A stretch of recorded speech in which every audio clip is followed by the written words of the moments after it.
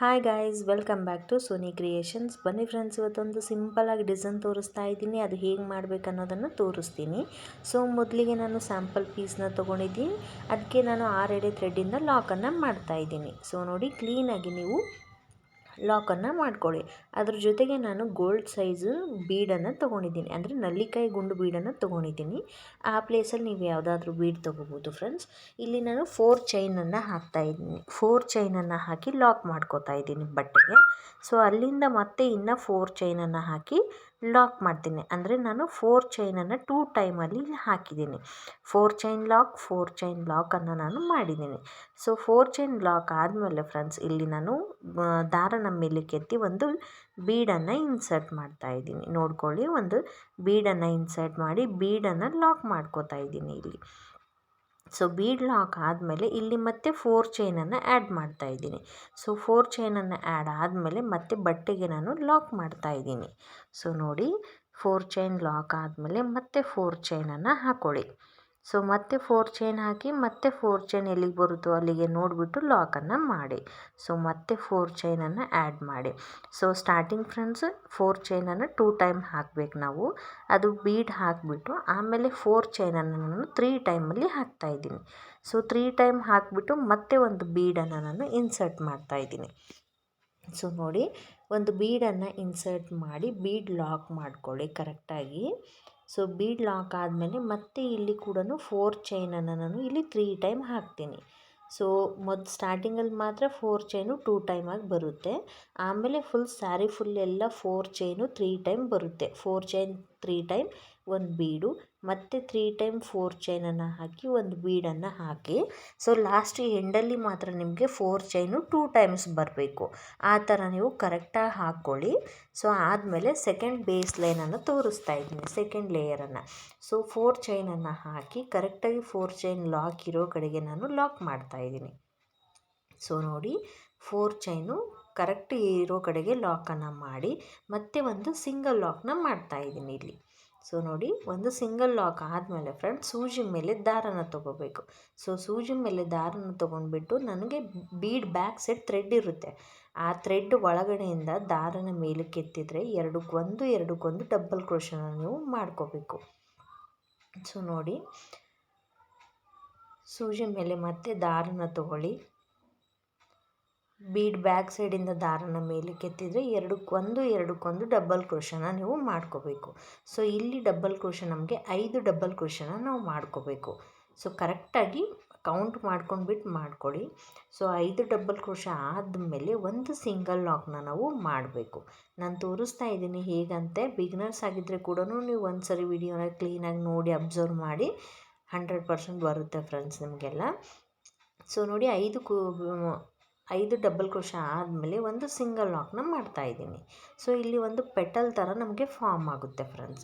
ಅಲ್ಲಿಂದ ಮತ್ತೆ ಸೂಜಿ ಮೇಲೆ ದಾರ ತೊಗೊಂಡ್ಬಿಟ್ಟು ಮತ್ತೆ ಡಬಲ್ ಕ್ರೋಶನ ನಾವು ಮಾಡ್ಕೋಬೇಕು, ಎರಡಕ್ಕೊಂದು. ಸೊ ಮತ್ತೆ ಸೂಜಿ ಮೇಲೆ ದಾರ ತೊಗೊಳ್ಳಿ, ಎರಡಕ್ಕೊಂದು ಡಬಲ್ ಕ್ರೋಶ. ಇಲ್ಲಿ ಕೂಡ 5 ಡಬಲ್ ಕ್ರೋಶನ ಹಾಕಿಬಿಟ್ಟು ಒಂದು ಸಿಂಗಲ್ ಲಾಕ್ನ ಮಾಡಬೇಕು. ಸೊ ನೋಡಿ, 5 ಡಬಲ್ ಕ್ರೋಶ ಮಾಡ್ಕೊಳ್ಳಿ.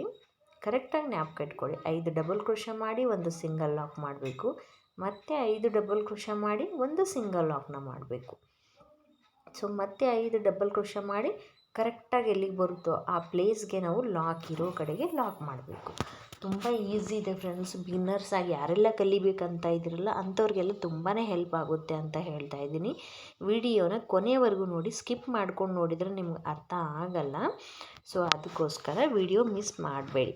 ಸೊ ಮತ್ತೆ ಇಲ್ಲಿ ನಾನು 5 ಡಬಲ್ ಕ್ರೋಶ ಹಾಕಿ ನೋಡಿ, 5 ಡಬಲ್ ಕ್ರೋಶ ಹಾಕಿಬಿಟ್ಟು ಕರೆಕ್ಟಾಗಿ ಎಲ್ಲಿಗೆ ಬರುತ್ತೋ ಅಲ್ಲಿಗೆ ಲಾಕ್ ಮಾಡ್ತೀನಿ. ಸೊ ಸೂಜಿ ಮೇಲೆ ಒಂದು ಸರಿ ದಾರ ತೊಗೊಂಡ್ರೆ ಸಿಂಗಲ್ ಲಾಕ್ನ ಅಂತ ಹೇಳ್ತೀವಿ.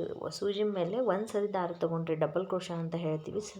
ಸೂಜಿ ಮೇಲೆ 2 ಸರಿ ದಾರ ತೊಗೊಂಡ್ರೆ ತ್ರಿಬಲ್ ಕ್ರೋಶ ಅಂತ ಕನ್ಸಿಡರ್ ಮಾಡ್ತೀವಿ. ಸೊ ನೋಡಿ, ಕರೆಕ್ಟಾಗಿ ಯಾವ ಪ್ಲೇಸ್ಗೆ ಬರುತ್ತೋ ಆ ಪ್ಲೇಸ್ಗೆ ನಾನು ಲಾಕ್ ಮಾಡ್ತಾಯಿದ್ದೀನಿ. ನೋಡ್ತಾ ಇದ್ದೀರಲ್ಲ ಆರ್ಚ್ ಹೇಗೆ ಬಂದಿದೆ ಅಂತ. ಮಿನಿ ಆರ್ಚು ತುಂಬಾ ಸೂಪರಾಗಿ ಬರುತ್ತೆ, ನೋಡೋ ಕೂಡ ತುಂಬ ಚೆನ್ನಾಗಿದೆ ಫ್ರೆಂಡ್ಸ್. ಈ ಆರ್ಚ್ ಬಂದುಬಿಟ್ಟು ಸಿಂಪಲ್ ವರ್ಕ್ ಬೇಕು ಅಂತ ಕೇಳ್ತಾರಲ್ಲ ಅಂಥವ್ರಿಗೆ ಸಖತ್ತಾಗಿದೆ ಅಂತಲೇ ಹೇಳ್ಬೋದು. ಸೊ ಹಾಗೆ ನಾನು 4 ಚೈನನ್ನು ಹಾಕಿ ಮತ್ತೆ ಲಾಕ್ ಇರೋ ಕಡೆಗೆ ಲಾಕ್ ಮಾಡ್ತಾಯಿದ್ದೀನಿ. ಸೊ ಈ 4 ಚೈನಲ್ಲಿ ನಮಗೆ ಕುಚ್ಚು ಬರುತ್ತೆ ಫ್ರೆಂಡ್ಸ್. ಅದು ಆದಮೇಲೆ ಒಂದು ಸಿಂಗಲ್ ಲಾಕ್ನ ಹಾಕಿ ಮತ್ತೆ ಸೇಮ್ ಪ್ರೊಸೆಸರ್ ಅದೇ ಥರ ಸೂಜಿ ಮೇಲೆ ದಾರ ತೊಗೊಂಡ್ಬಿಟ್ಟು ಬ್ಯಾಕ್ ಸೈಡಲ್ಲಿ ಇರೋ ಥ್ರೆಡನ್ನು ನಾನು ಮೇಲಕ್ಕೆ ಎತ್ತಿ ಎರಡಕ್ಕೊಂದು ಡಬಲ್ ಕ್ರೋಶನ ಮಾಡ್ತೀನಿ. ಸೊ ನೋಡಿ, ಕ್ಲೀನಾಗಿ ಎರಡಕ್ಕೊಂದು ಡಬಲ್ ಕ್ರೋಶನ ಮಾಡಬೇಕು. ಸೊ ಮತ್ತೆ ಸೂಜಿ ಮೇಲೆ ದಾರ ತೊಗೋತೀನಿ, ಎರಡಕ್ಕೊಂದು ಡಬಲ್ ಕ್ರೋಶ ಮಾಡ್ತಾಯಿದ್ದೀನಿ. ಸೊ ಮತ್ತೆ ಸೂಜಿ ಮೇಲೆ ದಾರ ಎರಡಕ್ಕೊಂದು ಮಾಡ್ಕೊಳ್ಳಿ, ಎರಡಕ್ಕೂ ಸೇರಿಸ್ಬಿಟ್ಟು ಒಂದನ್ನು ಮಾಡ್ಕೊಳ್ಳಿ. ಸೊ ಮತ್ತೆ ಸೂಜಿ ಮೇಲೆ ದಾರ ತೊಗೊಳ್ಳಿ, ಸೊ ಎರಡಕ್ಕೊಂದು ಮಾಡಿ, ಹಾಗೆ ಎರಡಕ್ಕೂ ಸೇರಿಸ್ಬಿಟ್ಟು ಒಂದು ಮಾಡಿ. 5 ಡಬಲ್ ಕ್ರೋಶ ಆದಮೇಲೆ ನಮಗೆ ಒಂದು ಸಿಂಗಲ್ ಲಾಕ್ನ ಮಾಡಬೇಕು. ಸೊ ನೋಡಿ, ಒಂದು ಸಿಂಗಲ್ ಲಾಕ್ ಮಾಡಿದರೆ ಒಂದು ಪೆಟಲ್ ಫಾರ್ಮ್ ಆಗುತ್ತೆ ನಮಗೆ.